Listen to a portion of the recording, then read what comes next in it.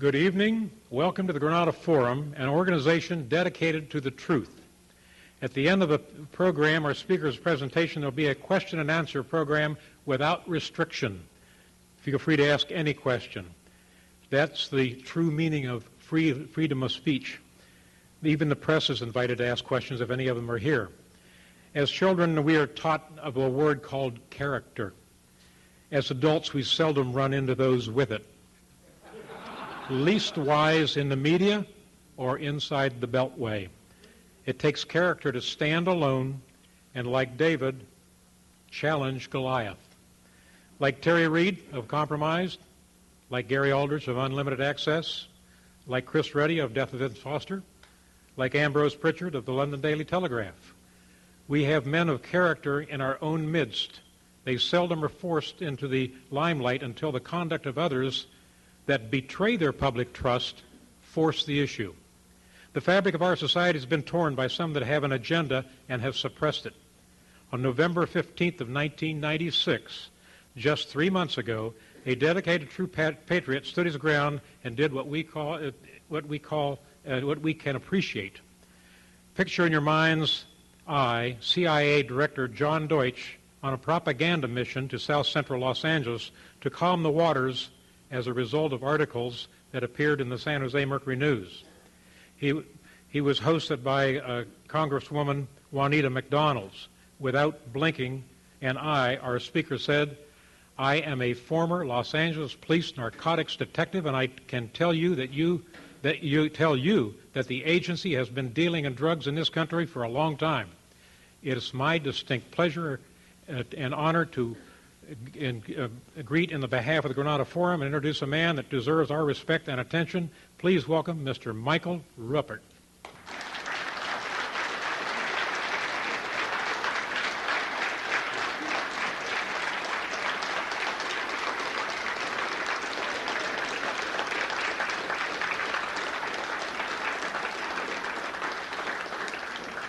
Thank you. Thank you very much. I guess the first thank you I'd like to give tonight is to someone who's not here, Mr. Peter Ford of KIEV Radio, who introduced me to you all and who made it possible for me to be here tonight. I did a show last night from midnight to 2, and it was a wonderful experience, and if what we do tonight is anything like that, I think we're all going to have a lot of fun. I'd also like to thank Ann, who was very kind to make arrangements for me tonight. In 19 years, this is the first chance, believe it or not, that I have had to address an assembled group of people on one issue and to teach what I know and to share my experiences. I've done it in snippets, I've done it on radio talk shows, but never with the opportunity to lay out some evidence and make a case, and I'm very grateful for that. It was a long wait. And I am here tonight in two capacities. If there's any lawyers in the room, I'll pray for you, but you know that in a court of law, they talk about evidence. And one of the first kinds, and actually the most preferred kind of direct evidence, is witness testimony. And all over the major media and in Congress, you hear statements that there is no evidence that CIA deals drugs. Well, a witness can raise his hand under oath in court, and that becomes evidence when he tells his story. And I have evidence to give you from my own experience. I am also here as a detective, if you will, although I have not carried a badge since November 30th, 1978. I consider myself to have been a detective working on one case for all these years. And so I'm going to present to you some of that evidence tonight. I want to start by giving you just a little historical background. And you'll see all these books on the table here, and I don't know if they're in frame or not. They're probably not. But you'll see The Big White Lie by Michael Levine, who is a former DEA station chief, or country attaché, they call it, from Argentina. He was present in Argentina in 1980 when the Central Intelligence Agency installed the government of Luis Garcia Meza, who was a cocaine lord, and gave him the whole country. And that was done in conjunction with the Argentine military. Garcia Meza's chief of security was Klaus Barbie, the butcher of Leon. Okay? So there was heavy Nazi infiltration into the Argentinian military. Mike Levine was there. He documented it. He protested it. And, of course, it fell into this black hole that those of us in law enforcement know so well. The next book that you see there is written by the only man that I'm aware of who has been at this longer than I have. And I'm going to hold this one up. It's called The Politics of Heroin. It was originally called The Politics of Heroin in Southeast Asia by Professor Alfred McCoy, published first in 1972. That's 25 years ago. Okay? It is a Bible for those of us who do this. When we talk about names, dates, places, the names, the dates, and the places are in here. Now, again, if there's any lawyers in here, lawyers love to sue people. Okay? Why is it that this book has never been sued? There's a saying in the law, the truth is an absolute defense against libel. Okay? This is one of our major Bibles. It's in here. It was recently revised and updated to include all kinds of information on Iran-Contra. Okay? The next book that I want to show you, actually there are two, both written by the same authors. And these two men, I know both of them.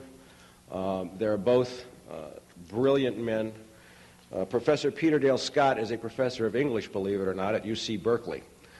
He got into this many years ago, and he has a PhD, and he is a dedicated researcher. His co-writer, Jonathan Marshall, is about as rare as a good lawyer. He's a good reporter. He works for the San Francisco Chronicle, and he's an award-winning journalist.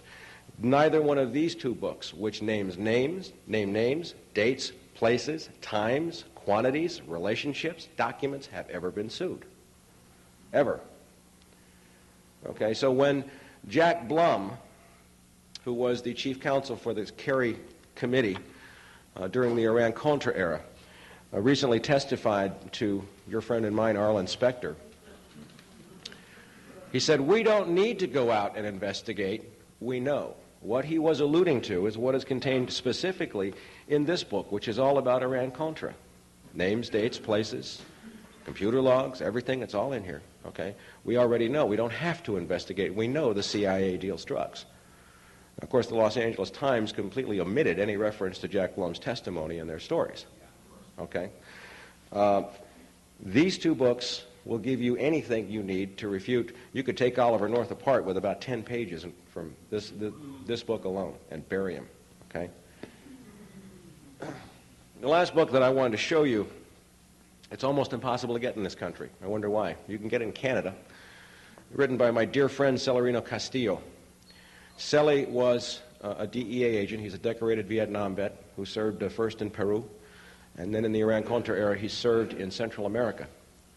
He served in Honduras and Salvador and Guatemala, and he was at Ilopango Airport, which was the major Contra supply airport in El Salvador, for the northern front of the Contra war effort.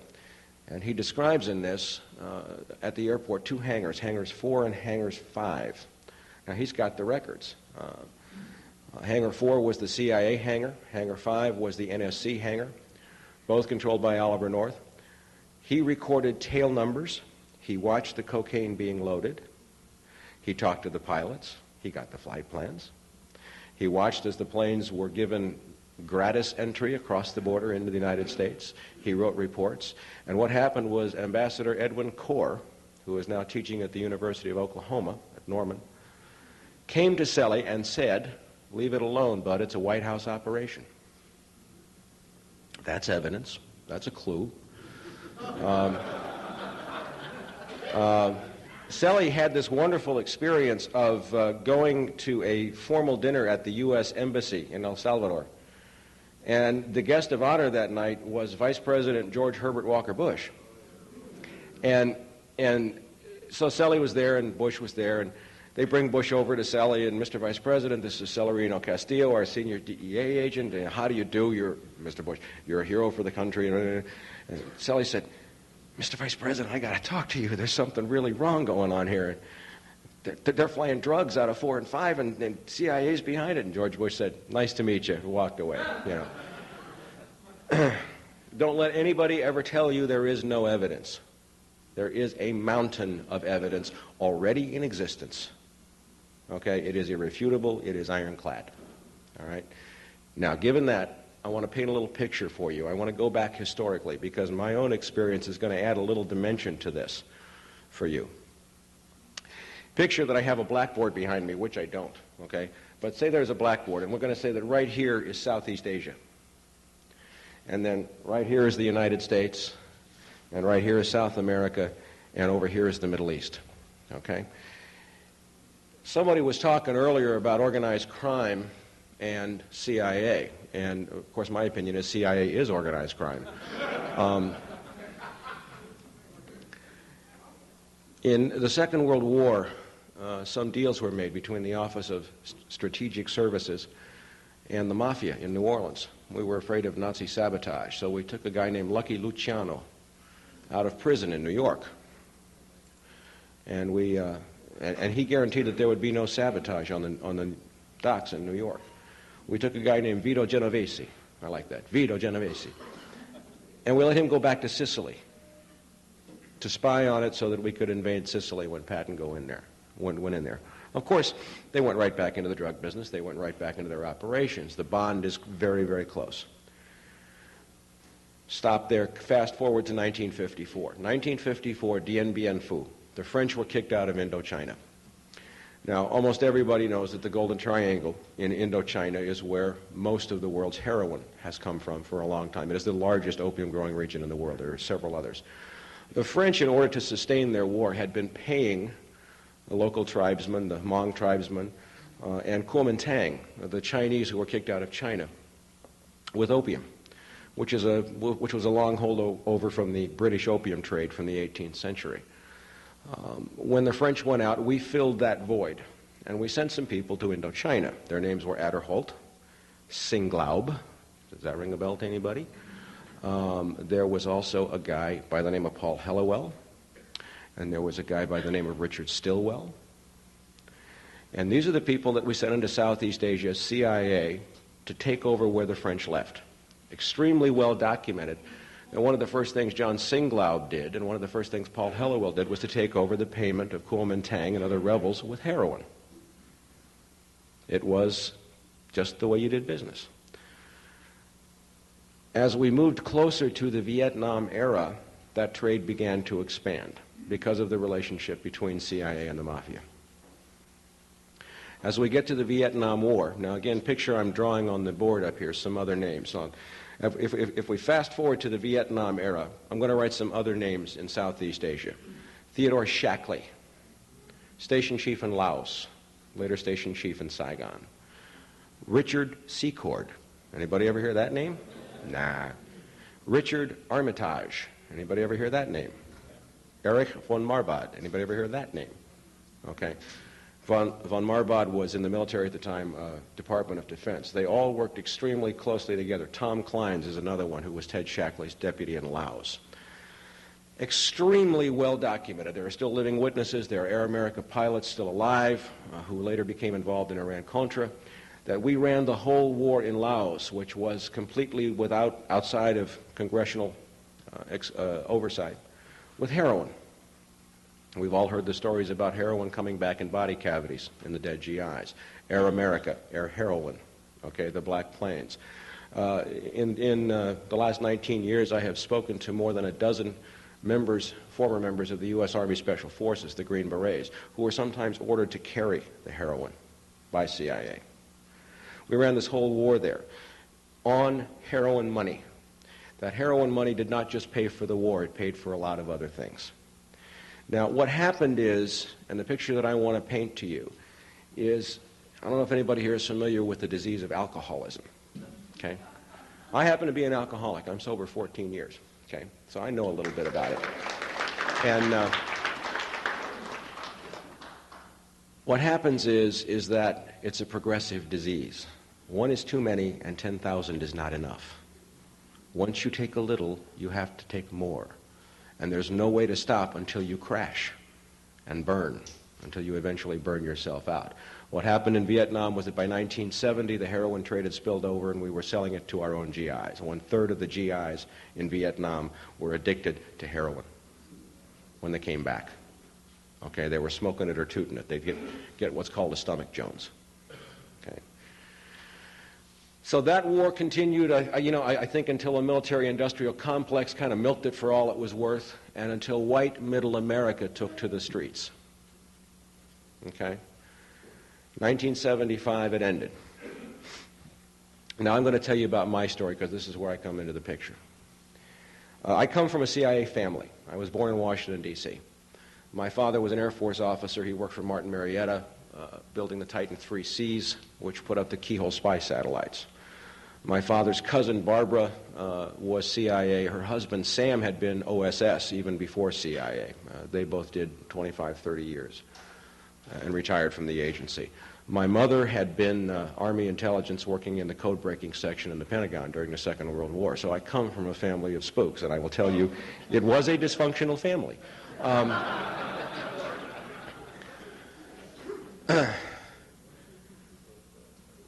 I was an honors student, I'm an honors graduate in political science from UCLA. I went there from 69 to 73, and I was one of 2 living Republicans on the UCLA campus during those years. The other one was a guy by the name of Craig Fuller. Now, I was chosen to intern for Chief Ed Davis at LAPD, having been groomed and having already been spotted as, part of the, the establishment, the in-crowd, an up-and-comer. Craig was chosen to intern for Governor Ronald Reagan. Craig was George Bush's chief of staff during Iran-Contra. As I was chosen to intern for Chief Davis, I was exposed to people from Army intelligence and an operation known as Garden Plot. I was told that I had a Q clearance when I was 20 years old, and I had to go home and ask my father what the hell a Q clearance was. I didn't know. In the Organized Crime Intelligence Division, I got exposed to one guy in particular by the name of John Xavier Vach, and I was told that he was a CIA-connected guy in LAPD. Well, it gets to where I'm just about ready to graduate from UCLA in 1973. I'm, magna cum laude, and the world is my oyster. I had interned for LAPD for 3 years. My family buys me a plane ticket. I go back to Washington, D.C., and I go for an interview with the CIA in the old executive office building. And here's this guy behind this desk with this huge CIA emblem on the wall behind him.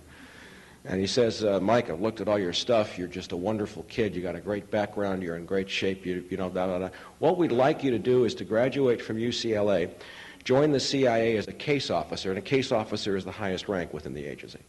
That's the highest level. There are levels above that, but, that's the creme de la creme.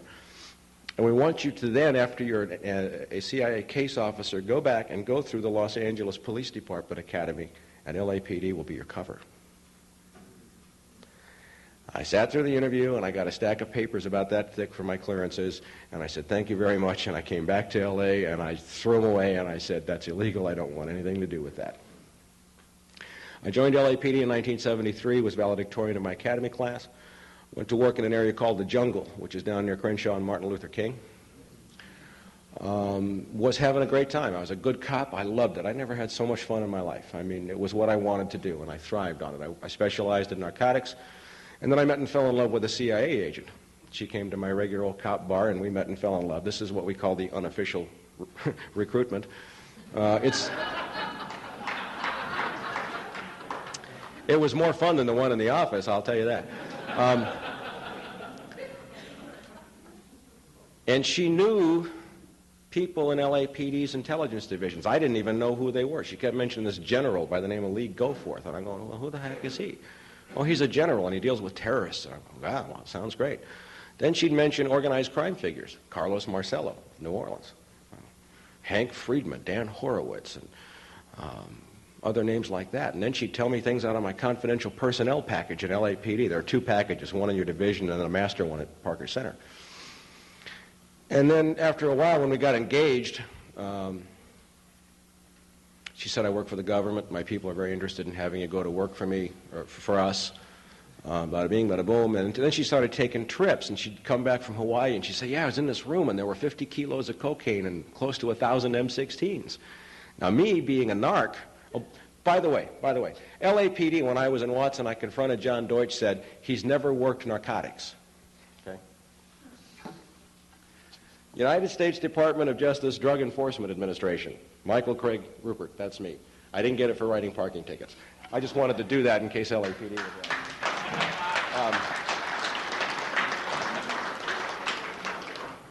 I said, look, if I'm ever in a room with 50 kilos of cocaine, somebody's going to jail. I mean, What's wrong with you people? I mean, here I had been on loan to Wilshire Narcotics a few times writing search warrants, happy to get an ounce, and she's talking about 50 keys, and I'm wow. And no, we never touch the drugs. What? No, we don't touch the drugs. We kind of follow the guns. Okay? I'm not going to get involved in anything that overlooks drugs. Well, she related the same stories as having occurred in Baja California, in Del Rio, Texas, in the Bahamas, in New Orleans. And I kept saying, it was long before Mina. This was in 1976. We hadn't even got to Mina yet. And I kept saying, I'm not going to, and I thought it was some kind of test. I thought they were testing my integrity. I'm not going to do anything that overlooks drugs. Forget it. I'm a cop. Anyway, after a while, it became clear that I was not going to roll over, and she disappeared very suddenly. Right after she disappeared, a bunch of Italian thugs walked into my mother's real estate office. And then I found myself on loan to Organized Crime Intelligence Division, and who do I wind up working with but a guy named Lee Goforth, who was the senior detective, Detective 3 in Organized Crime Intelligence, and a brigadier general in the California National Guard. He was also LAPD's representative to LEIU, Law Enforcement Intelligence Unit, which is very heavily influenced by the alphabet soup. His younger partner, Norm Bonneau, and who's in OCID, but John Xavier Bach. So now I'm having all kinds of weird things happen. Hang-up phone calls, burglaries, I'm getting followed. I have to spy on my mother, gather intelligence. This is a little stressful. In 1977, I got burglarized. Now, she left saying that someone was trying to kill her, and that was the cover. Somebody stole one of my guns. Somebody stole a photograph of her. And somebody got an address that I had just gotten on her in New Orleans. So my captain, who was to this day one of the finest men I've ever known, a guy by the name of Jesse Brewer, who was the black police commissioner here in Los Angeles during the time of the riots, a wonderful human being, went to bat for me. He says, look, OCID is lying. What do you want? Take a vacation. I went to New Orleans, and that was the biggest mistake of my life. I got to New Orleans, and she's got an apartment with a scrambler phone, and I didn't know what it was. It's just like this 8-pound telephone, that looks like a normal phone, but it has a little thing that you plug into a wall socket. When you plug that in, and I had to describe it years later to an Air Force officer. He says, that's a KY-3. At the time, it required a TS clearance, a TS or crypto clearance. She had this black night vision device that she carried around in a paper bag. Naval and Air Force NCOs from Belle Chase Naval Air Stations were bringing her communiques. And it was funny because they'd be in civilian clothes, but they'd have the military shoes on, and their military ID card sticking up out of their shirt pocket. I mean, great disguise. And they'd bring these sealed communiques, and then there was this guy named Freddie, who had been a veteran of the 3rd Battalion, 5th Special Forces, who she went out with at night. And I got to meet a whole bunch of people who worked for a company named Brown and Root, major CIA contractor. They built Camaron Bay. They are one of the major homes of sheep-dipped employees. For those of you who don't know what sheep-dipping is, it's when CIA takes a guy out of the agency spy school and puts them in IBM or some company as their cover to go travel around the world. So all these people are shipping out for Iran. Oh, by the way, I didn't mention that Teddy grew up with the niece of the Shah of Iran. And she used to get letters all the time from Iran. And Teddy was American. And one time the Shah's nephew, Shahryar, came and picked her up, took her out to dinner. So anyway, I'm watching her make arrangements for all kinds of guns to leave. And then later I'm hearing her make arrangements for certain packages to be dropped off on oil rigs in the Gulf. And they would be stashed on the oil rigs down on the pilings. And bubbleheads, as they call them, deep sea divers, hard hats, would go down and pull up the packages of heroin at the same time that a service boat coming out to bring food would arrive at the oil rig, not subject to customs search. And the divers would just toss the heroin on, then Carlos Marcello controlled the whole dock operation in New Orleans. So here I saw, and the name CIA was dropped 6 or 7 times while I was there. I saw scrambled communications and letterheads and all this stuff. So they were controlling an operation where guns were going out and drugs were coming in. This was in 1977. So after 8 days, I said, goodbye, I'm leaving. I don't want anything to do with you people. And for those of us who have been through this, it is a very painful loss of innocence. I can't tell you how painful it is to begin to discover that your country is really dirty. And you do it in stages. You don't let go all at once. I came back, I told everybody, leave me alone, and they wouldn't. I kept getting followed, chased. I got shot at once in New Orleans. And I wound up going into a hospital for stress, basically because OCID said they were going to commit me under one of their psychiatrists. So I said, okay, I'm going into my own hospital, and I got tested 8 ways from Sunday, and they said I was perfectly sane, and I fought a little battle. It was injured on duty. I returned, earned the highest rating reports possible in LAPD, was about to be promoted, was on staff at the police academy, and the Iranian Revolution broke loose. And I started to make some more connections, and that's when I started getting death threats and burglarized. I wound up taking a tape-recorded death threat, and I asked to see Chief Daryl Gates. Where do you go if organized crime intelligence is lying to you? In LAPD, there is no place else you go but the chief. And I said I got a problem because Daryl Gates had just been made chief, and his bodyguard driver was a guy by the name of John Xavier Vach. And I said, I can't see Daryl Vach's there because he's CIA. And I got a message back from Sergeant Pickering, a friend of mine who had relayed the message. Well, the chief realizes that somebody may be trying to kill you. He's kind of busy. He can give you 5 or 10 minutes in a week or 10 days. Would you like to make an appointment? I want to show you something.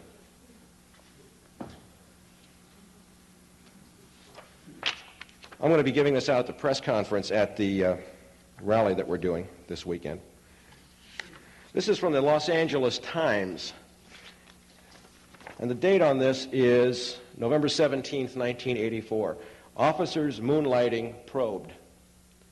If you read this, it talks about a detective who went back to organized crime intelligence named John Xavier Vach.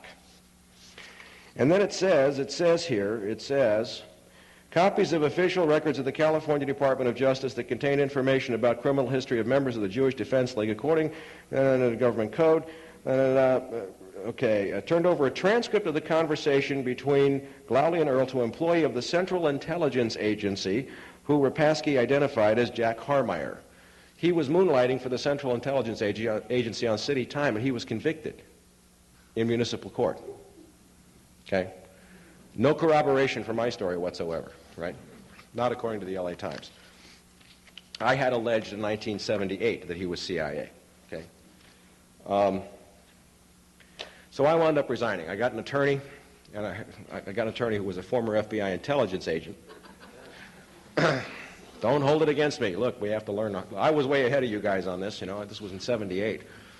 I went to the FBI. I wrote to Sam Hayakawa, Bob Dornan, Alan Cranston.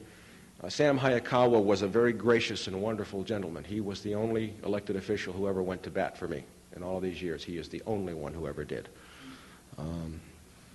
Anyway, got on the record wherever I could, and I documented everything I had seen in New Orleans. To sum up the points that I made in a 4.5-hour complaint to the FBI that I later made to a reporter, David Rosenzweig, at the LA Times, who until recently was assistant managing editor of the LA Times, to all the Congress people, to everything else, I said, Carlos Marcello, guns, drugs, CIA, Hawaii, California, Mexico, submarines, Texas, Louisiana, terrorist and rebel groups. That was in 1978. Item from the Los Angeles Times. You're going to love this one. Guns for drugs trade booming, reports disclose. From Newsday. Times didn't write it, but they reprinted this story from Newsday. Okay? And what it says is, Carlos Marcello, guns, drugs, terrorist groups, Baja California, submarines, Texas, Louisiana, the Bahamas, and everything I had said a year before. The LA Times said, there's no story here. No corroboration. David Rosenzweig, after this came out, was promoted from staff writer to assistant city editor. Okay? I called the writer for that story, Tom Renner, and I mentioned the name Bonneau, and he said, wait a minute, LAPD, Bonneau? Turned through his pages. I've got this guy Bonneau's name in connection with a CIA machine gun factory in Mexico. Oh, wait a minute, okay. So he says, call this investigator, Bill Christensen, who's working for Deacon Cheney's Committee on Improvements in Judicial Machinery. Great name. So I called Christensen up, and I run through all this stuff. Now I know CIA is dealing drugs. They're protecting Marcello. They're hand in glove. They're partners, and CIA is profiting from the deals. Okay? I called Christensen. I laid it out. He says, you're right.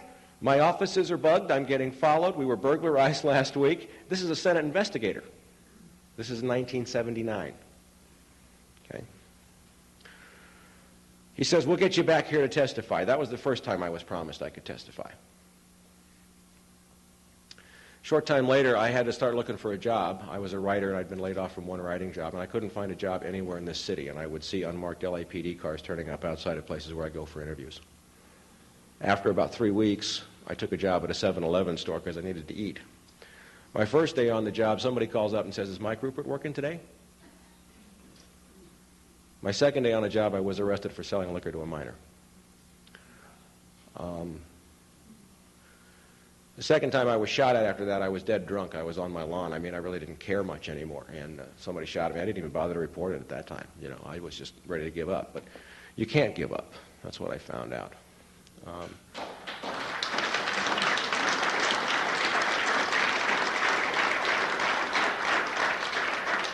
I wish I had a choice. I really do wish I had a choice. So I kept pursuing and pursuing and pursuing. And eventually, one reporter from the days when we had a paper in this town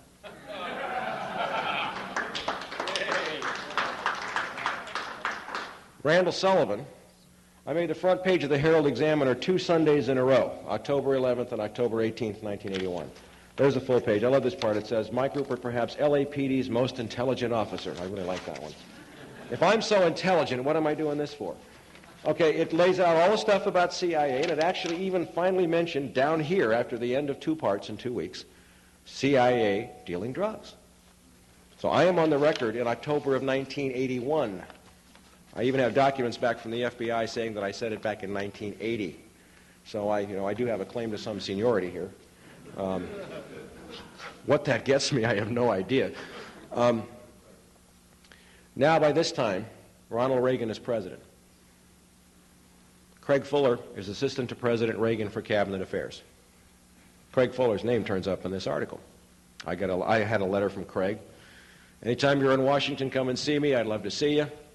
So I fly back with Part 2 under my arm. October 26th, 1981, I'm invited into the West Wing of the White House. And I get into Craig's office in the basement.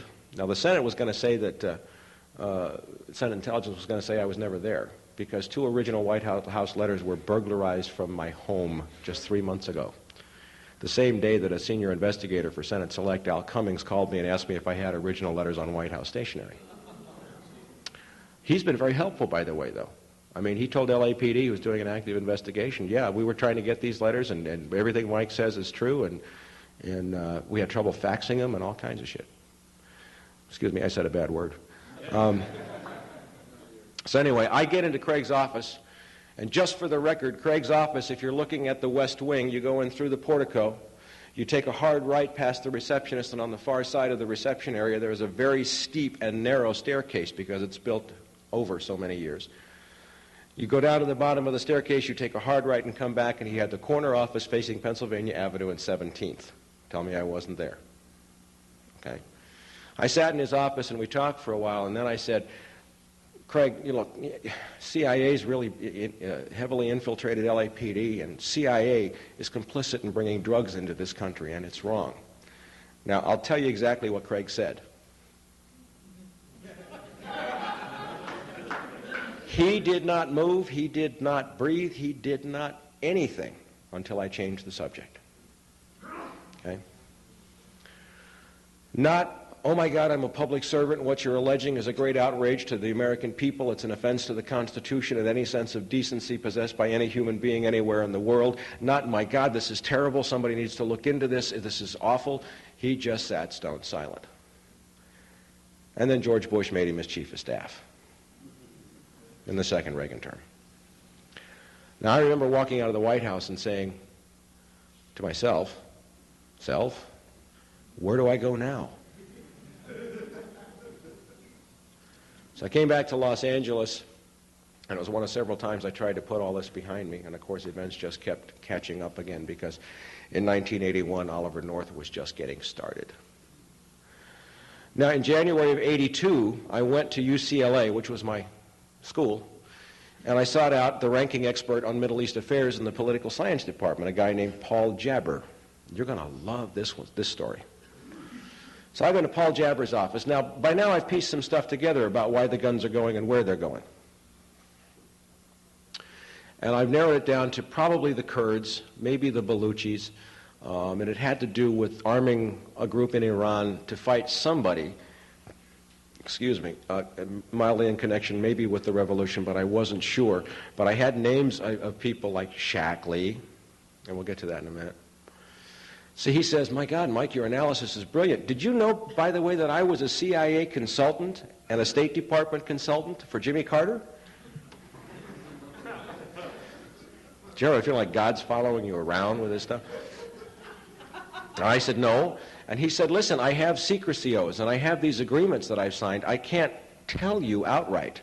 But why don't you go read the New York Times on these dates, articles by C.L. Schultzberger and William Safire, and look up the Kurds and tell me what you think. So I went and did it, and I pieced it all together. And what happened was, on March 3rd, 1975, April 1975 is when Saigon fell. Remember the context of history. March 3rd, 1975, the Shah of Iran and Saddam Hussein signed the Treaty of Algiers. We had been arming the Kurds for decades to fight against Iraq so that Iraq could not attack Israel. Okay? Through Iran. And what the Shah said was, Saddam, if you give me the Shah al-Arab waterway, I can double my oil exports, and I'll cut off all aid to the Kurds, and you can massacre them, and then your army's free to do whatever you want to do. So they shook hands at the Treaty of Algiers, March 3rd, 75. Within weeks, about 8 to 10,000 Kurds were massacred. So I pieced it together, and I went back to Paul Jabber, and I said, well, what happened was then, in order to keep the Kurds alive, they used the opium smuggling routes, Kurdistan being, by the way, the second largest opium growing region in the world, to smuggle out opium, which was made into heroin and sold here, to buy the guns to keep the Kurds alive. He says, you're absolutely right. The decision was made at the National Security Council level. Read that, folks. That's the White House. To sell heroin to American citizens to keep the Kurds alive. Okay? Maybe that was just a pretext. Right on. Did you guys pay him or what? Okay. Remember Southeast Asia here when I said some names like Ted Shackley, Tom Clines, Richard Secord? What happened in 1975? The Vietnam War ended. Ted Shackley moved and became Deputy Director of Central Intelligence in charge of covert operations for the Middle East. Richard Secord was transferred to Iran as the air attaché. Richard Armitage was transferred to Iran on missions connected with banking and finance. Is this beginning to sound familiar here? Is there a pattern shaping up here somewhere? Okay. The same players from Southeast Asia moved to Iran. The same players from Iran in 1980 moved into Pakistan when the Russians invaded Afghanistan. Everywhere these people go, there is a huge boom in the drug trade. Pakistan, before the invasion by the Soviets, had supplied 0% of American heroin. Afghanistan. Well, no, they invaded Afghanistan, but all the American supply operations were run from Pakistan. The Mujahideen were armed through American bases in Pakistan, over into the border. By the middle of that conflict, 40 to 60% of the heroin in this country was coming from, guess where? Pakistan. Duh. So now we move to Iran-Contra. The Boland Amendment says no more lethal aid to the Contras. Cut them off. Reagan says we'll go private. Okay. Oliver North, by the way, started to get involved back in Iran and Pakistan. He starts cropping up. Now we have the Contra supply operation. And who do we find? Oh, by the way, John Singlaub went to the Middle East, too. Now, who do we find cropping up in Iran-Contra? John Singlaub, Richard Secord, Ted Shackley, Richard Armitage. All the same people. Oliver North. Again, the same people for 40 years, 50 years have been doing the same thing. Okay? Now we get to Iran-Contra. And I'm not going to spend a great deal of time on all the stuff that's already out. I will give you one specific case illustrating, and that's the case of Juan Ramon Mata Ballesteros of Honduras. And during the early years of the Iran-Contra era, Honduras was supplying approximately 50% of the cocaine consumed in this country through Mata Ballesteros. Dewey Claridge, CIA station chief, had contracted with Mata's airline, Setco, for exclusive contracting for contra-supply operations. DEA station in Honduras was ordered closed in 1982. Juan Ramon Mata Ballesteros was very closely connected with a Mexican cartel run by Felix Gallardo and Rafael Caro Quintero. Everybody remember Kiki Camarena? Kiki Camarena was investigating Gallardo and Quintero. He was chasing a CIA drug ring when he was murdered. And I have found one of the men, the CIA agents, who was on the mission where Kiki was murdered. We're going to get into that in a second. Now I want to backtrack a little bit. A lot has been overlooked about the role of the U.S. military in drug dealing, as ordered by the CIA. Over 20 years of my investigations, what I see is several things. First of all, what I call the shadow government, which includes many agencies, DIA, Defense Department, NSA, they're everywhere, okay, had used large components of the military. Many people here, let me ask, is anyone here familiar with the Watchtower missions? I see a couple of hands. Okay. Watchtower missions took place in the mid and late 70s. Elements of the 7th Special Forces Group, Airborne, were ordered from Panama by a guy by the name of Edwin Wilson, on orders from a guy by the name of Tom Kleins, Ted Shackley's deputy. Ted Shackley is now out of the agency, to take special action teams into Colombia and plant radar beacons so the cocaine flights can fly below radar and land at Albrook Airfield in Panama. Special Forces troops were there, including one William Tyree, as Manuel Noriega meets the aircraft, along with Ed Wilson and a guy named Michael Harari of the Israeli Mossad. Okay?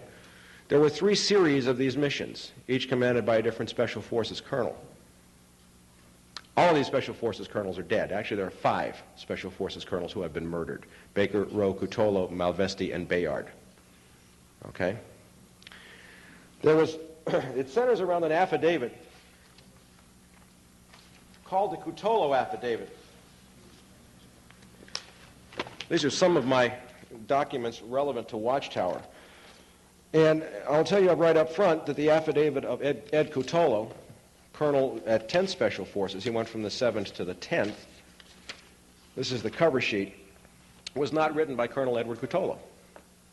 One of the reasons why I know that is because he refers to the Panamanian Defense Forces, and Ed Cutolo was murdered in 1980, and they weren't named the Panamanian Defense Forces until 85. Okay? But everything in his affidavit has been corroborated. He left files with people at the NSA. And I know who the people are, but we're not going to discuss names there. Every aspect of the Watchtower missions has been corroborated independently by other affidavits.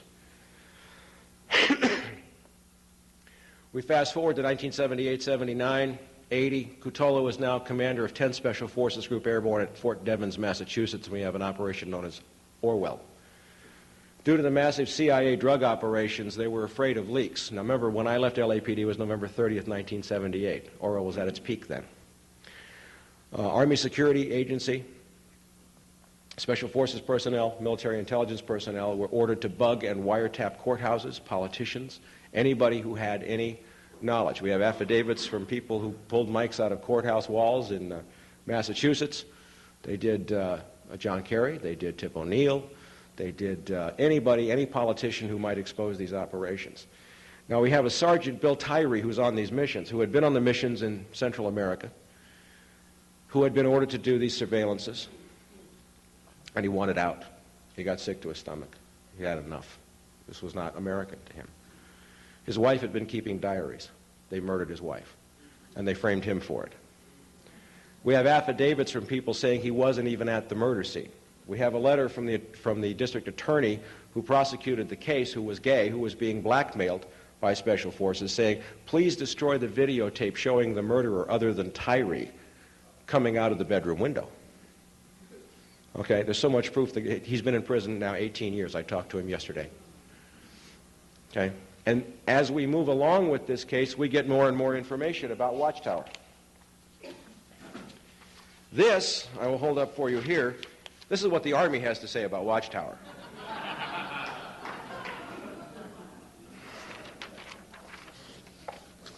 And then they say it never existed. It just wasn't there. The Central Intelligence Agency, if I can find it quickly, and I probably can't, but I have documents that he got from the Central Intelligence Agency, says there was no Watchtower mission. It's a 6-page letter in response to his Freedom of Information Act request. They go through 3.5 pages of there is no Watchtower and bada bing, bada boom, and then it says at the end, we are reviewing all of our Watchtower documents because we've had so many requests for them, and as soon as... Then they wrote him and said, can we have our last letter back? Believe it or not, they did. These people are not as smart as we give them credit for. They use fear as a tool, okay? There is so much evidence about Watchtower, and I have spoken to many Special Forces people. This came out, by the way, through Bo Greitz, who I've met several times. After Paul Neary of the National Security Agency died of natural causes, it was forwarded to Bo, and Bo started to release it in the early 90s. And there is a ton. I mean, if this guy ever gets a trial, he's free. And in my speech Saturday at the rally, I'm going to be talking about Bill Tyree. I'm going to be talking about the 12 or so members of Special Forces who have shared with me the shame they carry, okay, at having been ordered to do things like this. Now I want to get to someone who's even going to make you feel worse, if that's possible. Thank you. Pardon me, I'm going to hit the glass. This is the guy that I get to take credit for discovering all by myself. Again, I have such wonderful luck. Colonel Albert Vincent Carone. In this copyrighted report that I wrote in 1994, I called him the missing link between Iran-Contra cocaine operations and organized crime. This man was 20 years with the New York Police Department, a detective who happened to be involved in a couple of very key NYPD cases known as the French Connection and the Prince of the City, for which my colleague Jimmy Rothstein, a retired NYPD detective, deserves great credit as having uncovered the CIA links to both cases. Okay? This is a picture of Colonel Albert Carone after his retirement from NYPD. He was caught sodomizing two 12-year-old boys, and they gave him a pension. He had been a bagman and a CIA operative for his whole career. He is the counterpart in NYPD for what they wanted me and others to do at LAPD. Except for, this guy died, by the way, in 1990. I've held his personal phone book in my hand. Let me backtrack again. The death certificate when he died, we call it the CIA flu. The death certificate read, chemical toxicity of unknown etiology. His liver and brain self-destructed over a period of 6 months, and no doctor of about 11 doctors who treated him could figure out what was causing it. I've held his phone book in my hand, Colonel Albert Carone. And in that phone book, I found William Casey's home phone number in Locust Valley, Long Island. I found the home phone number for Paulie Castellano. Anybody know who Paulie Castellano is? He's the guy who took over the Gambino crime family. Matty the Horse Ianello. Pete Licavoli. More mobsters than you can shake a stick at. Now, I found a couple of other names in the phone book. Go back to Southeast Asia. Remember when I wrote on the board up here? Paul Hellawell and Richard Stillwell. Home phone numbers. Also key players in a bank called the Nugan Bank out of Australia, which was the CIA's drug bank, who had Bill Colby as its chief counsel. This is a clue. This is a clue. Okay. He went on a mission to Mexico in 1985 with a guy named James Robert Strauss. I have no idea how long I've been going. Okay, James Robert Strauss, who used to brag about having taken quiet walks on the beach with Richard Nixon. I hope they weren't too close. And he came back from this mission saying, my God, we killed 2 DEA agents. We massacred a whole bunch of innocent civilians in Chiapas. You know that there's a revolution going on in Chiapas now. And I've lost my stomach. I can't do this anymore. He had been laundering cocaine profits from the CIA through the mafia for about 25, 30 years. And he lost his stomach. You know, not after sodomizing the boys or killing people or anything, but when 2 DEA agents finally killed, something clicked, something is wrong. Do we have any other evidence? By the way, here is one of the pages from one of his surviving passports. If anybody knows anything about passports, he had a black one, he had a maroon one, he had a green one, and he had a blue one. In 3 different names. Here's a passport stamp showing 3-day circuits from John F. Kennedy to London Heathrow to Nassau, the Bahamas. Could he have been laundering stuff? I don't know. We have some bank account numbers at NetWest, National Bank of Westminster, and Coots & Co., one of which is still alive. His daughter has it.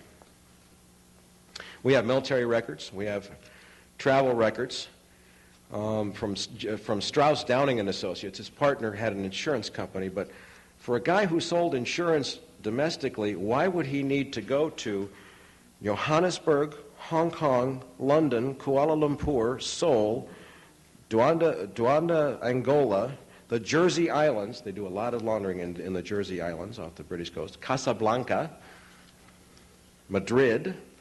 I mean, I got 5 pages of travel records. Okay. When Albert Caron died of chemical toxicity of unknown etiology, several things happened. Every military record of the guy disappeared. His New York police pension disappeared. His bank accounts disappeared. His insurance policies disappeared. His driver's license record in New Mexico disappeared. Every record of this man was sanitized in the space of 3 weeks. His daughter, Dee Caron Ferdinand, who I love dearly and who was one of my closest friends, was left utterly broke and bankrupt, wiped out. She wrote to Pete Domenici's office and sent a picture of this photograph saying, my father was a colonel. And the Army said he was a sergeant in World War II, and that's what they buried him as, a master sergeant. Pete Domenici's office called her back and said he rented the uniform. Okay. All right. Well, then we'll just have to assume that 12 years earlier he rented a uniform as a major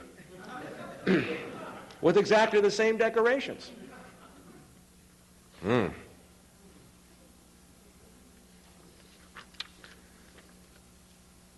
She really went to bat because everything was sanitized, and she admits that her father was not a good man, but everything that he had left her was wiped out, and she lost probably $25,000, $30,000 of her own money, and she is dying to testify before Congress. I went out and met with her in 94, and 93, actually, and gathered all this information, wrote my report, talked to the doctors. I mean, here's some of his diplomas from intelligence school and so on and so forth.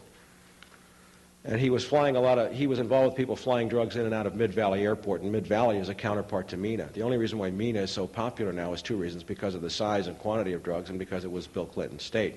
But there are many Menas in this country. Don't confuse yourself here, folks. Many Menas everywhere, okay? So after doing all this investigation, photographing everything that I could, I said to her, well, from my research and all these years of study, there's only one guy in the world I can think of that you need to talk to who can help you do anything about your father's case. His name is Ted Shackley. By the way, did you know that Ted Shackley, when Oliver North ran for Senate, was leasing Oliver North office space for like $5 a month? No connection. No connection.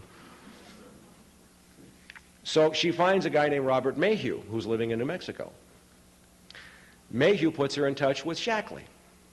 Now her father's buried and the headstone reads Staff Sergeant. After 3 years of trying to get that changed to Colonel, she calls Ted Shackley.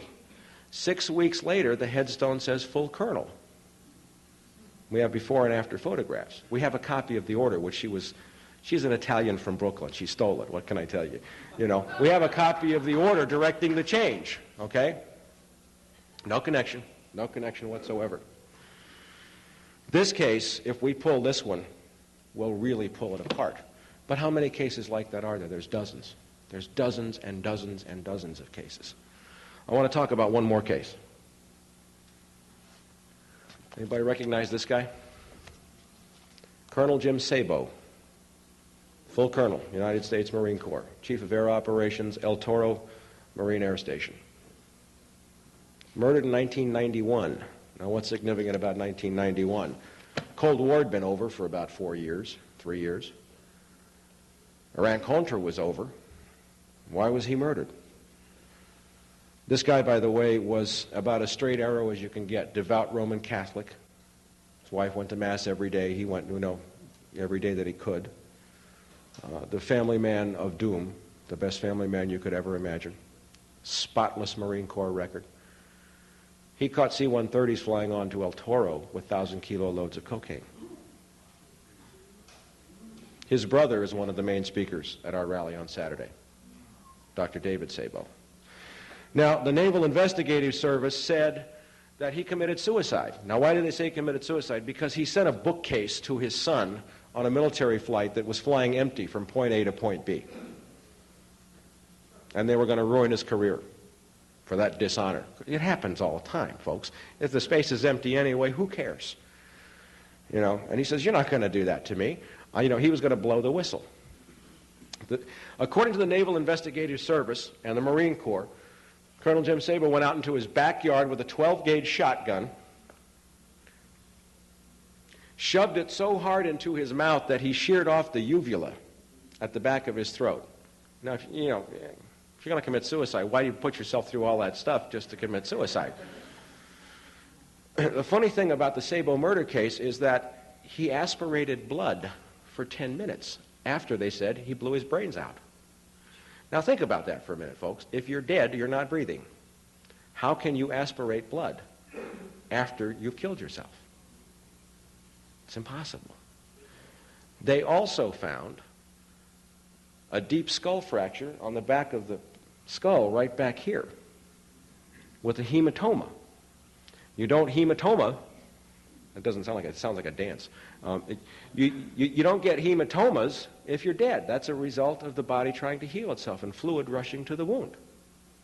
Somebody knocked him out, boom, let him lie on the ground for 10 minutes with a skull fracture, inhaling blood before they shoved a shotgun so hard down his throat it sheared off his uvula. Okay? This report contains the reports of 8 different forensic pathologists who have all said this man did not commit suicide, he was murdered. The brother, Dr. David Sabo, is a medical doctor who lives in South Dakota. He's been fighting this case nonstop since Jim was murdered. And he's winning some cases. His attorney now is Daniel Sheehan, who people have many mixed opinions about, who was the head of the Christic Institute back in the 80s, but Danny's done a good job with this case. What happened with the Marine Corps and the Navy, as Dr. Sabo tried to fight this, was there were some loyal Marines who snuck out some records and some notes which said, "Get David Sabo." The Marine Corps went after his medical license, saying that he was saying that people should do illegal things, and of course that didn't go anywhere. But they have the documented records about a strategy designed to make Dr. Sabo lose his medical license. They are trying to move ahead with trial, and he just won a major decision in the U.S. Ninth Circuit here in California, not on the CIA issue, but granting him broad discovery to subpoena the military records regarding the cocaine activities. So, again, David Sabo will be one of our speakers Saturday, as will Celly Castillo. Mike Levine was supposed to come. He wound up with 102 temperature yesterday after testifying for about 2 weeks in San Diego in a case where 2 agents murdered a sailor down there. And he's been ordered back to New York to go to bed, so we're going to miss Mike, but he's here in spirit. So I guess what I want to say to you is this. This is bigger than any of us think. They've been flying in drugs all over this country. They've been dealing drugs to Americans for 40 or 50 years, but go back to the analogy that I gave you before about the drunk on a binge. Okay? We can see that it's been getting worse and worse and worse. They have utterly corrupted the criminal justice system. When we have a guy like Stanley Sporkin sitting on the U.S. District Court in Washington, D.C., you know who Stanley Sporkin is? Retired Chief Counsel for the Central Intelligence Agency. He sits on the bench on the U.S. District Court in Washington. His email messages read to Stanley from Ali during the Iran-Contra era. You want to talk about a choke point to control key cases? I have spoken to people who used to work for a company called E-Systems in Texas. I see old Bob going crazy over there about E-Systems. Their children, one of them had her son murdered because she discovered E-Systems. E-Systems makes all the encryption devices for the NSA and CIA. There is not a secret that the government has that E-Systems does not also have. Sitting on the board of directors of E-Systems is Admiral William Rayborn, retired director of Central Intelligence. We have documented E-Systems CIA flights dropping massive loads of cocaine into Lake Tawakoni, landing at the E-Systems airport in Garland, Texas. Okay, there is proof. There is an enormous amount of proof. What do we do? Okay, what do we do? All right, 20 years. I'm going to share with you my experience, strength, and hope, having looked at this for 20 years, being a graduate of political science from UCLA, having knocked on every door. There isn't a thing you can think of that I haven't tried. Okay? I'm going to tell you what we do. And I'll tell you that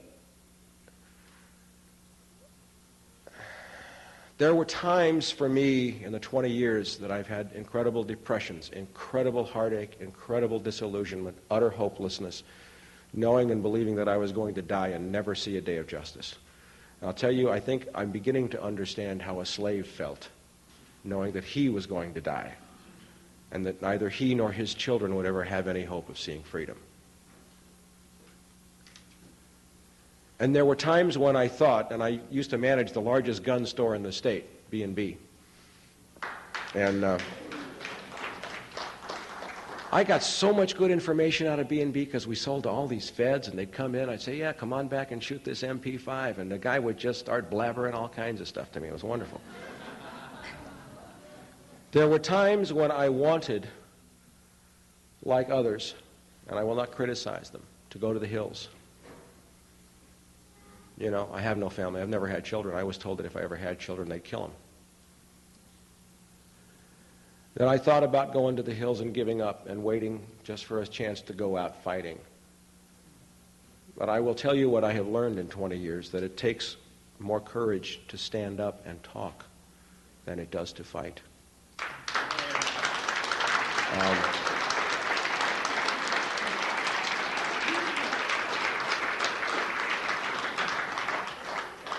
What is happening now, and in a minute or so, I'm going to turn it over to Mike Novick from the Crack the CIA Coalition. What I see happening now is a potential miracle of biblical proportions. I happen to believe in God. I have a higher power. I could not be sober 14 years otherwise.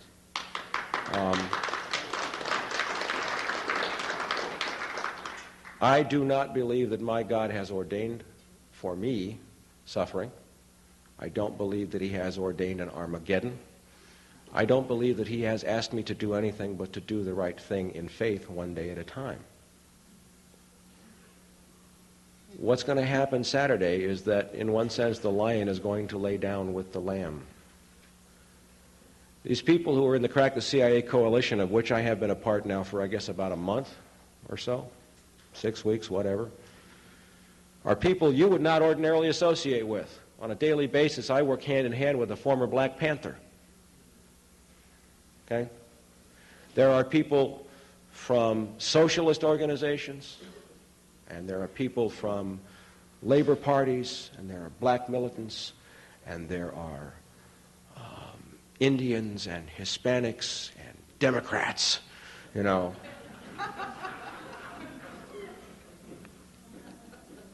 And I want you to know something. These people are standing up for you. These people plan to go to the street to say CIA is dealing drugs and it's wrong, and they plan to stand up, which is the most courageous act we can do, to go to the street and exercise First Amendment rights, and they're doing it for you and me and the stockbrokers in New York and the rich housewives in St. Louis. And they're putting aside all of their differences, saying this is not about anything but right and wrong. Okay?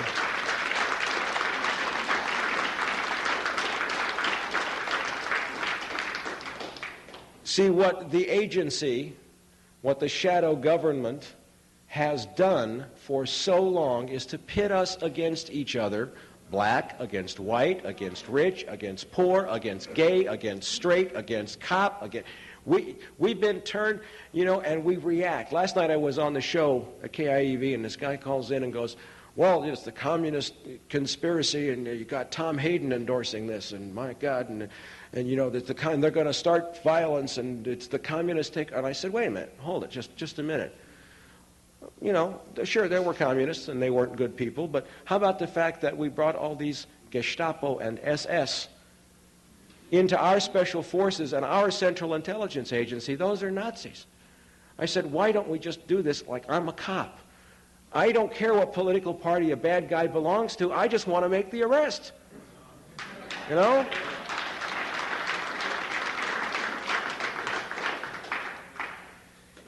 If we can do what I'm hoping we can do on Saturday, we will have 10, 15,000 people in the streets, and I pray to God some of you are there. And there are people coming from various parts of the country, and there are people from the right as well. And we can have a show of Americans standing up in the street for American rights, so that when we do get justice, everybody can go back to doing their own thing. But if we do not hang together, we shall all surely hang separately. Okay?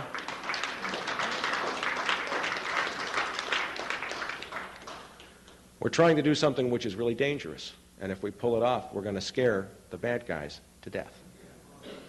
Okay? We are going to make a statement when they look through the crowd and see who's there, and see that we can pull this off non-violently, peacefully, with enthusiasm and cooperation. This is something that hasn't been done. It takes more courage to stand up than it does to fight. It takes more courage to talk and to say, I believe, and I am willing to say, you are wrong. Because we're afraid of the ostracism. Well, let's stand up together and see if we can't change something. I'm going to call up on Mike, and we'll let him talk for a few minutes. Then we'll take questions.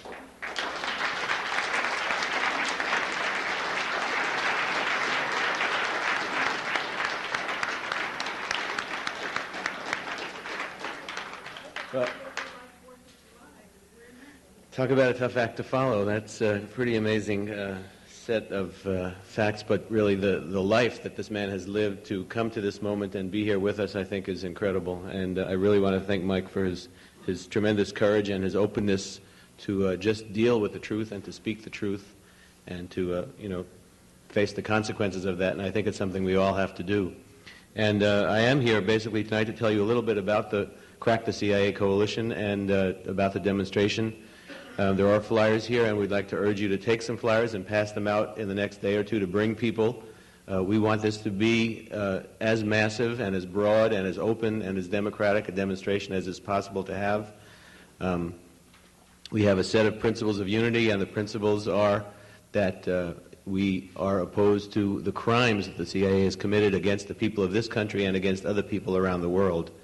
And, I think one of the things that has come very clear to us in doing this work is that it's impossible to protect ourselves somehow by the use of agencies like the CIA, because the crimes that they carry out supposedly in our name somehow to protect the American way of life are crimes committed against us every single day, and that the crimes they committed in Nicaragua and the crimes they committed in other parts of the world inevitably are going to affect us, and we see the destruction they've created, the devastation, not only in south central Los Angeles, but in every village and hamlet in this country. And crack is not something now they thought that they could dump in one community and somehow destroy that community and not have it spread out throughout this society. So we're seeing tremendous connections between what's going on. And, people here I know have no love for Bill Clinton, I'm sure. And I think it's important to understand that the people in this coalition are not in any way part of the coalition that Bill Clinton represents. The people in this coalition are a coalition of forces trying to claim their humanity, defend themselves, to recognize the need for solidarity to deal with this. And, I've been on talk radio, and I used that word once, and somebody said, when I hear that word solidarity, I want to lock and load. But I'm telling you that that's what you need. That if you want to deal with the CIA, if you want to deal with Bill Clinton, you have to recognize what they're about. And they're about an empire. And the problem with Bill Clinton is not whether you think he's a socialist or you think he's a moderate or you think he's this or that. Or what. Bill Clinton is an emperor. And that's the problem with Bill Clinton. And Bill Clinton wants you to be subjects of his empire. And if you want to have any other status than as a subject of that empire, then you have to stand with the former Black Panthers in this coalition, and you have to stand up on Saturday and say that Bill Clinton and the CIA are not committing these crimes in your names or in our names, and that if we want to protect ourselves from those criminals, we have to take action with all the good people of South Central, the good people of East Los Angeles, the good people of the San Fernando Valley, have to stand up together and say, we want a different and a better world together. So I would like to urge you to come out on Saturday. I would also like to urge you, if you have some funds to make available, I know that you all have your own needs and demands, but as a representative of this coalition, I'd like to give you the address for a moment. We have P.O. Box. It's the Crack the CIA Coalition, and it's P.O. Box 191601, Los Angeles, California, 90019. We've been fronting out money to bring Celi Castillo to Los Angeles, to bring Dr. David Sabo from South Dakota to Los Angeles, to bring documentation, information, and to put on this demonstration. And so we want you definitely to come out and support. We want you to be a part of this process. We're not stopping tomorrow with the demonstration. The demonstration is the beginning. We are co-sponsoring on March 15th, and everyone who's here is certainly welcome to come, a teach-in on all of this material at Fairfax High School in the city of Los Angeles. That will be beginning, I believe, at 11 o'clock on March 15th, which is a Saturday in about 3 weeks. We're going to be having Peter Dale Scott, the author of the books that Mike Ruppert mentioned, Cocaine Politics. We're going to be having Dr. Alfred McCoy, the author of this, the leading book on this, what he referred to as the Bible. And all of this effort is the effort to expose these truths and these realities to all of you and to the rest of us, to educate ourselves, to mobilize ourselves, and to support each other in this movement. And that's what it's going to take. It's going to take a movement to resist, to counter the lies, and to expose ourselves to some truths that, people here are certainly, understand what's disseminated in the media bears very little relation to reality.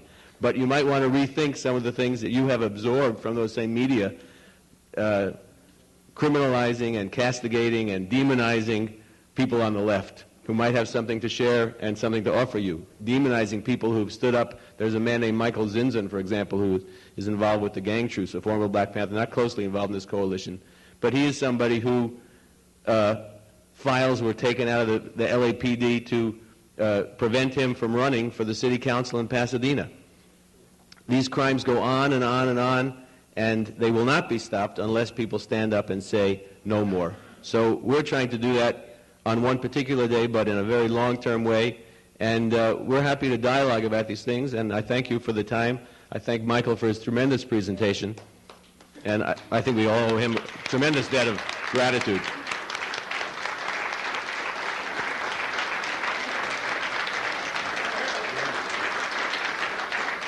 Okay, we're going to have questions from the back of the room, so those of you who have questions, Mike will be glad to try and answer for you. So please feel free to ask any questions. The leaflet actually is a little unclear, and the question was asked. 12 noon at City Hall, downtown Los Angeles, 1st and Spring Street. We'll be marching from there to the LA Times, to the Los Angeles Federal Building, and then back for a rally at City Hall. We have a permit. We obtained a permit. We'll be marching with the police at a distance, but it's a permit. It's a completely legal march. It's a completely nonviolent march. We're there to express these truths and to take a stand on these issues. Mr. Ruppert? Yes. You mentioned the secret government. Do you see the CIA as the ultimate executive, or whom is the ultimate executive behind all the wrongdoing we see? I tend to be, when I answer, well, I'm always asked this question, and I try to be fairly conservative because I try to approach this as a detective and answer with evidence that I have. Okay? If you recall, I mentioned Paul Jabber, the UCLA political science professor. Shortly after I met with him, he left UCLA to become vice president of Bankers Trust. he took over as chair of the Middle East Department of the Council on Foreign Relations. That's where I see a lot of this going.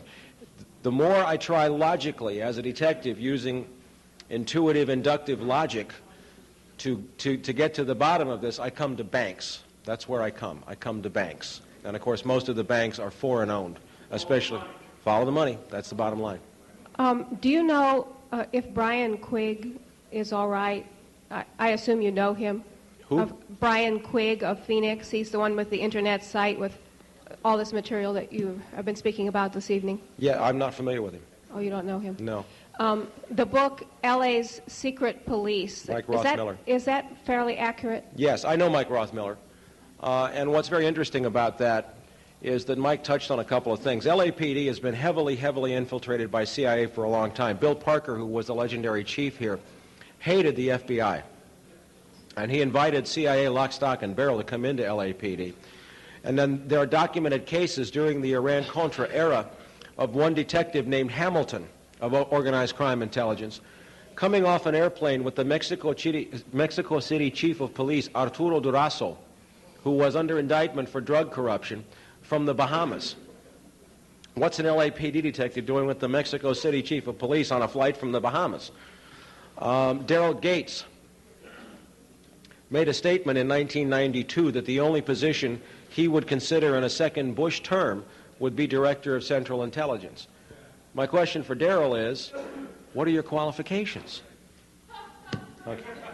Mike Rothmiller's book is good. He kind of stopped short of some other things, but he and I have spoken many, many times. So, yes, it's a good book. Yes, I wonder what your opinion is of I haven't heard you mention this, and I'm wondering why.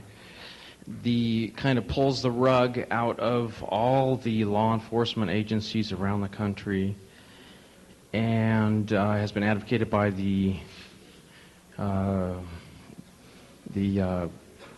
many judges and the many doctors and many Jocelyn Elder, and the answer is the legalization of drugs. And when a lot of people here might not understand what I mean by this, is that I'm not advocating the use of drugs, but by the legalization of drugs, we're talking about many solutions for many problems, in that many people, billions of dollars that are spent chasing down criminals are freed up, and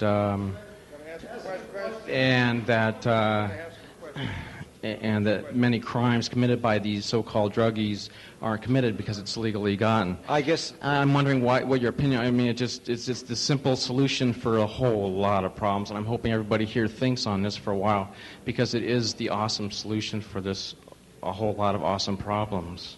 I have thought about this a lot, and I will say that as a cop, what really makes me feel good is when I hurt the bad guys. I'm sorry, that's the way I feel, I feel in my gut.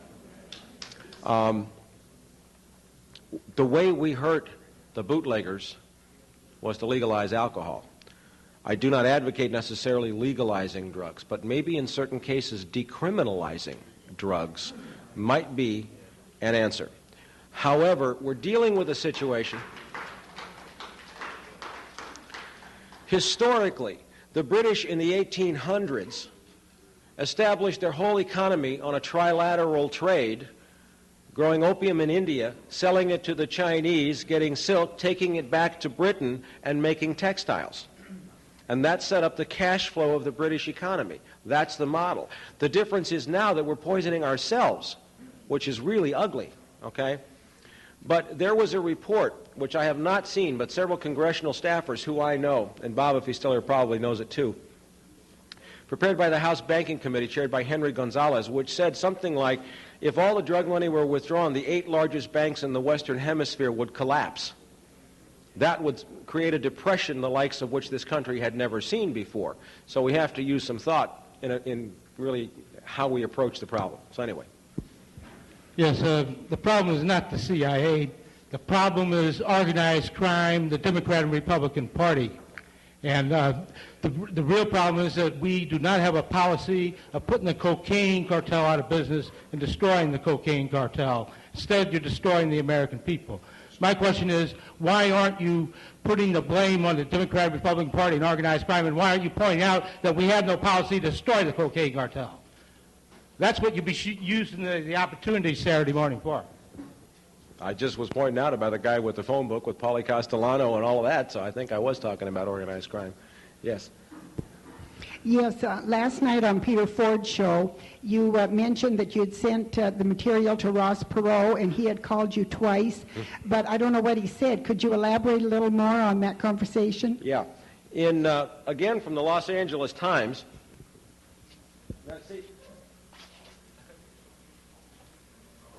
This is what I do when I'm around the press. I've been published in the Los Angeles Times. I don't say anything unless I have it right in my hand, and I'll back it up.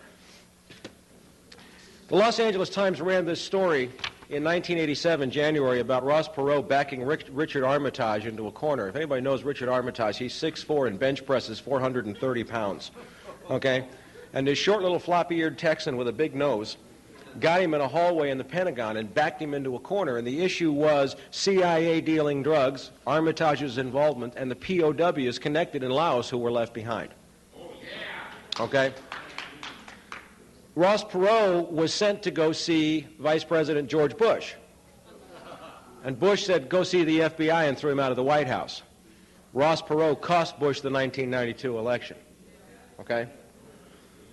Now, I wrote to Ross Perot in 1990.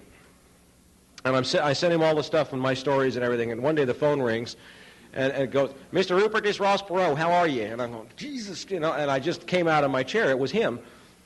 And he said, I want you to know that I've read every word that you have sent me, and no one has pursued this longer or harder than you have. You should give it up. He said, I must know 20 or 30 former military officers and law enforcement officers who discovered the same thing, and they all had their careers ruined, their lives ruined, their, everything. They do the same thing to everybody. You'd think they'd try something different. I do a pretty good Ross Perot after all this time. And he said, but they don't because it works. And then Ross Perot said to me, Mike, even with all of my resources, I don't know why I pursue it. I can't get anywhere. The answer is not money. The answer is people in the street. The answer is people standing up together expressing their will. Okay? Now, I want to tell you a secret. I was the press spokesman for the Perot movement in '92 here in Los Angeles County. Now, I've kind of parted ways with Ross just because of the way he pulled out, and I'm not going to go into that now. But what I saw in 1992, we had our little headquarters on Ventura Boulevard in Sherman Oaks. We had a list of 15,000 names of people who wanted to volunteer.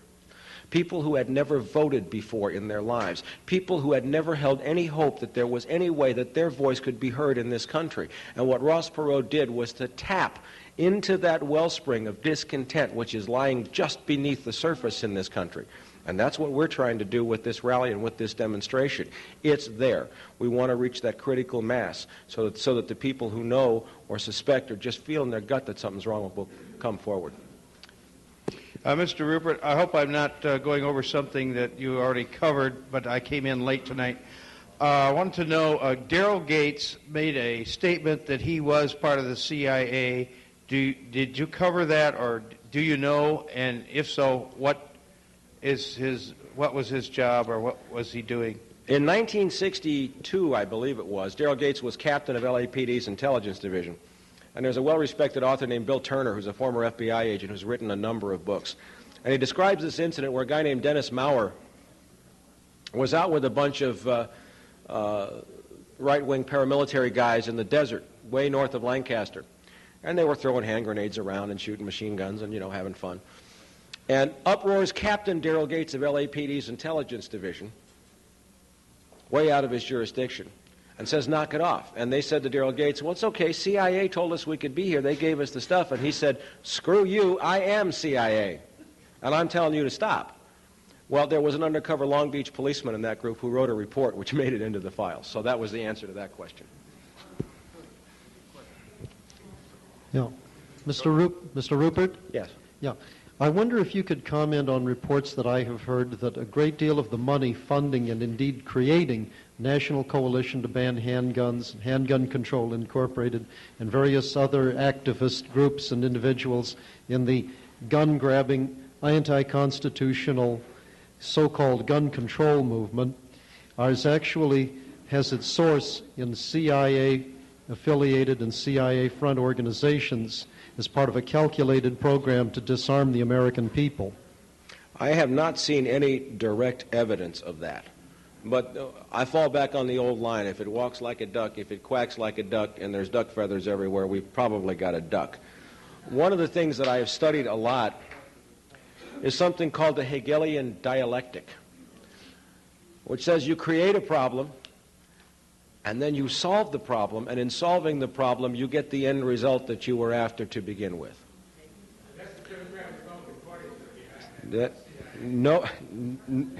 Nobody can dispute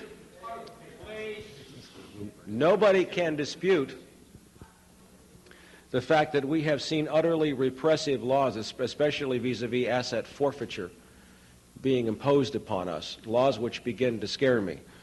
And I have interviewed a guy whose father was a high-ranking official in the Abwehr, which was Adolf Hitler's intelligence service, who was his grandfather.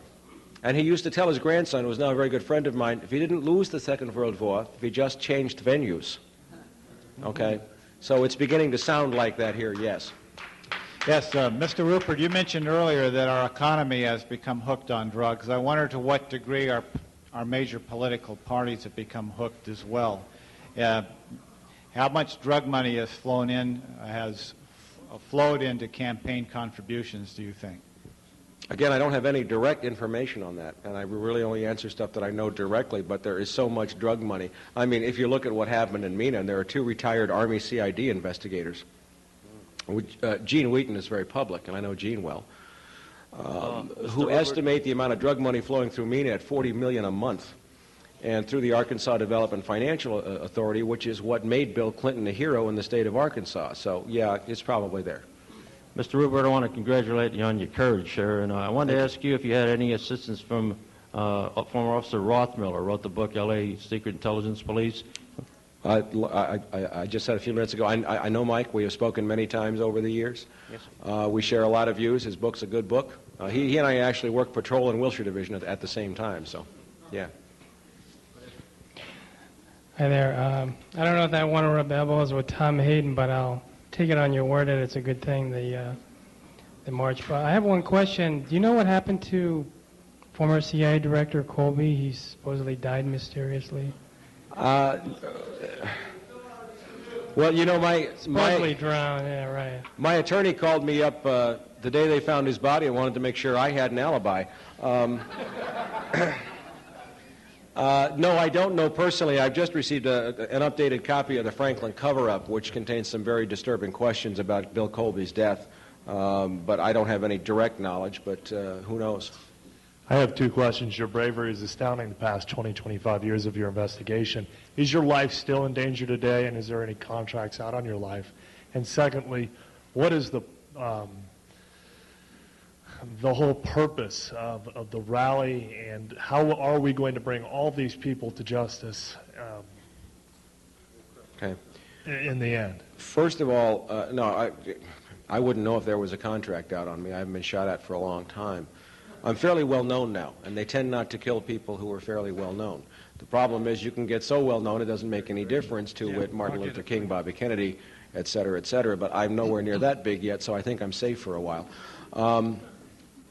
As to what we're trying to do and how we're trying to do it, I am relieved of having to answer that question. Again, what I have come to from a spiritual and a constitutional and an American standpoint is that my job is to do the right thing and to leave the results to a power greater than myself. The only sin that I'm aware of is not standing up. That's the sin that I'm aware of. Yes, sir. I think it rather paradoxical that there's enough evidence against Mr. Clinton and his administration to put most of them in prison. My question is, how intrusive has drugs become part of the operation in Washington, D.C. amongst the congressmen, the senators? And why is it that we don't have one person who will stand up and initiate impeachment proceedings on this scum that we have in the office? Now, does drugs have an effect here, and why is it we're not getting anything done? All investigation and no prosecution. Drugs have an effect everywhere. In the Cotolo Watchtower affidavits, there's the story of one congressman named Larkin Smith who tried to stand up, who was looking into the Tyree murder case. He was flying on an investigation when his plane crashed and he was killed. Hale Boggs. They kill congressmen. They can kill presidents. Maxine Waters walks a fine line. She is a Democrat, a member of the minority party. She doesn't chair any committees. She is chairwoman of the Black Caucus, yes, but she alone, as a member of Congress, doesn't have the power to stand up. I am going to make it very clear in my speech Saturday that where the people lead, Congress will follow. We have got the cart before the horse. We can't expect anybody to do for us what we will not demand that they do by ourselves. Okay? We have to stand up together. Congress ain't going to listen until we do. Yes, ma'am. Yes, thank you very much, Mr. Ruppert. It is very clear to me that you are a very holy man, and you are totally surrounded and protected by the love of God wherever you go. And I particularly like the way you said, do you ever get a feeling that God is following you with this stuff? I love it. Thank you very much. I do have a question. It's very clear to me that it's AAA, all about addiction. There is no easier way, is there, to control people than to get them addicted. Now, whether it's called legal drugs or illegal drugs, a drug is a drug is a drug. I would like to know if you know how far and to what involvement the American Medical Association is involved in this. Thank you. I sometimes feel like I would have to be God to answer some of these questions.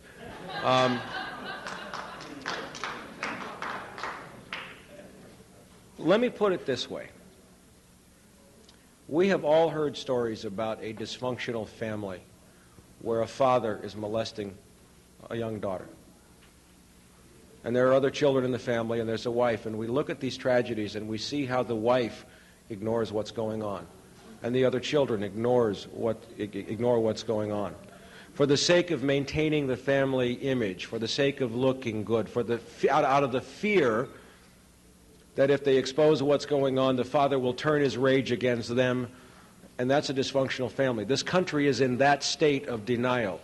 Every aspect of this country is affected by this crisis. Let me define it to you this way, and I'll be real brief with this. Could the President of the United States, the executive branch, which theoretically is empowered over the CIA, have permitted the agency to deal drugs to American citizens? Or could it have happened without him knowing about it? Either way, you have just defined the greatest crisis, constitutional crisis, in American history since the Civil War. And solving it is going to take that kind of upheaval.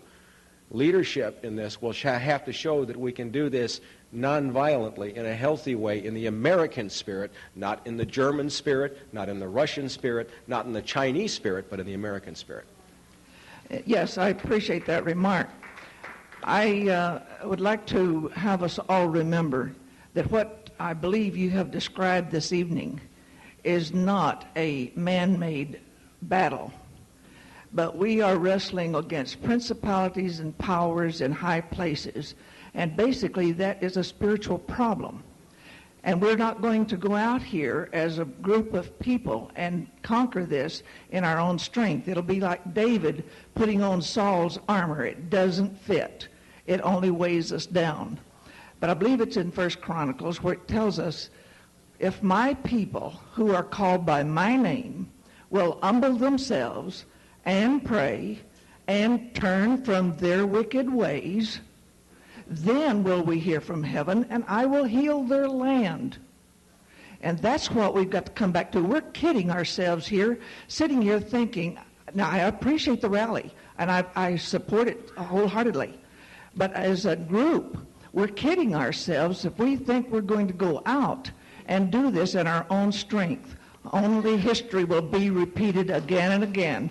But it's as we turn to the Lord Jesus Christ and let him operate through our lives and then put our hand to the plow, we will conquer. You have a question? And my fervent hope in response to that, where two or more are gathered in his name, he is also there. What if 10 or 15,000 are gathered, and many of those gather in his name too? Yes. Yeah, I very much appreciate that comment. I did want to, you mentioned earlier about Mina and Nella, which we've all been most familiar with. 10, as far as my understanding goes, 10 investigations have begun, and I guess the 10th one is in some way going on now. But what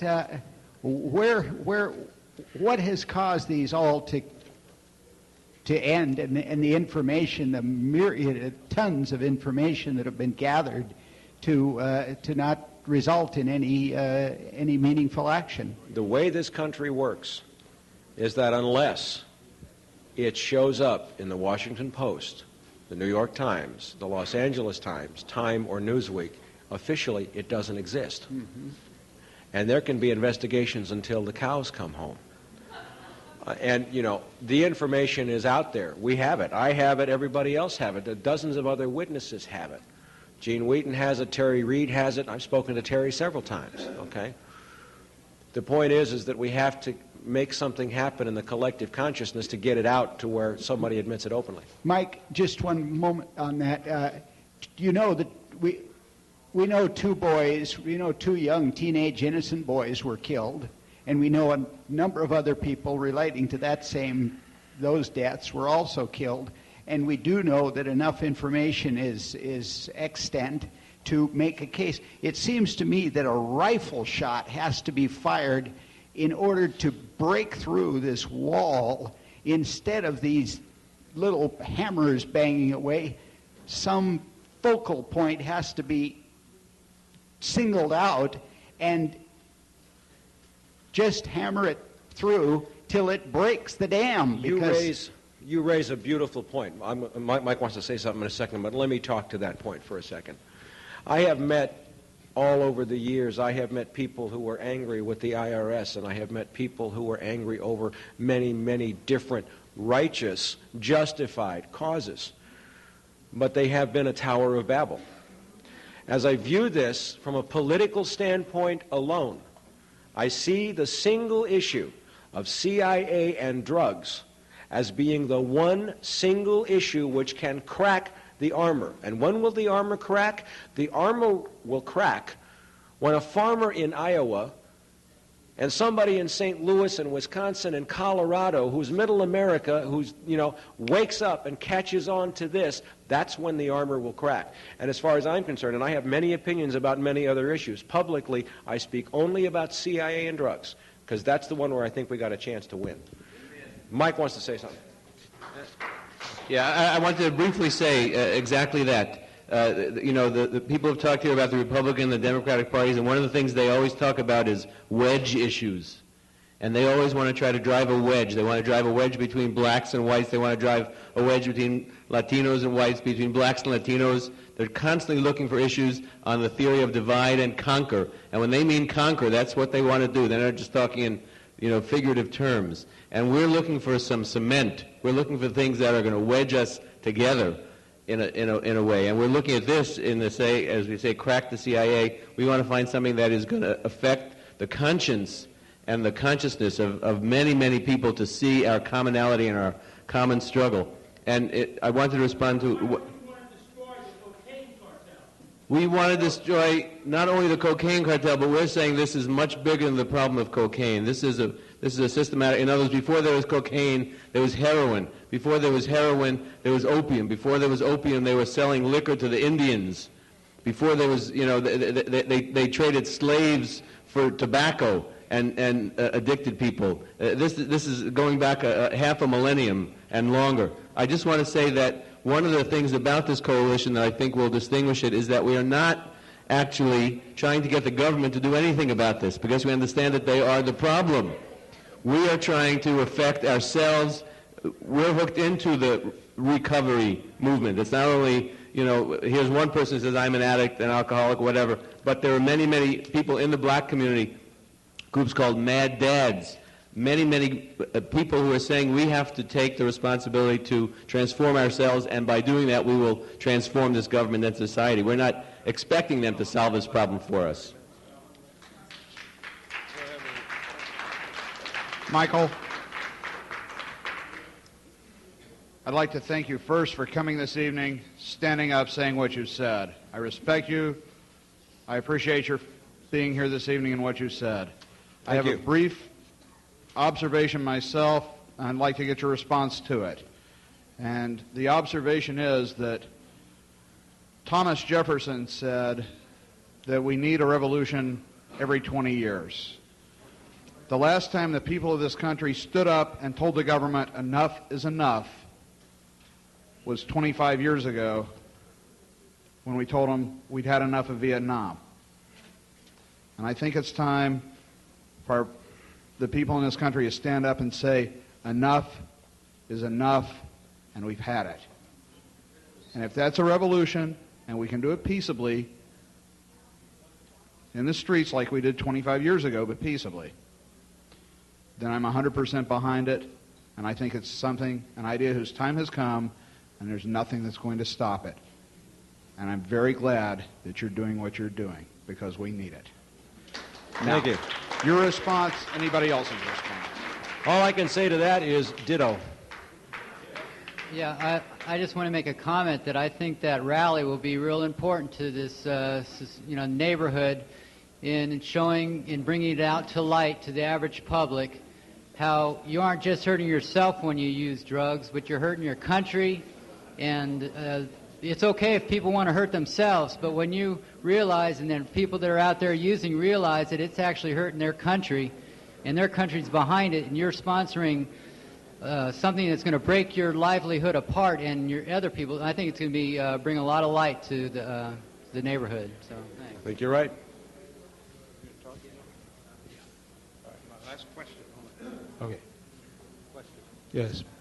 Unless you demand that the government destroy the cocaine cartel and organized crime, who have done all this damage to the American people, you're not going to get the American people behind you. You're not going to get American justice. My question is, why don't you have a plan to destroy the cocaine cartel, and why don't you want to make the government do that? We have to fix the government first. We can't get a government that doesn't respond to us to do anything in our interests until we fix the government. You're going to be there tomorrow morning. Why don't you make that demand in front of the press, and for the press to print that why isn't the government destroying the cocaine cartel? They are the cartel. It's nice to have a spirited group, and on behalf of the forum, we want to thank Mike Ruppert for an interesting talk. Please bear with us.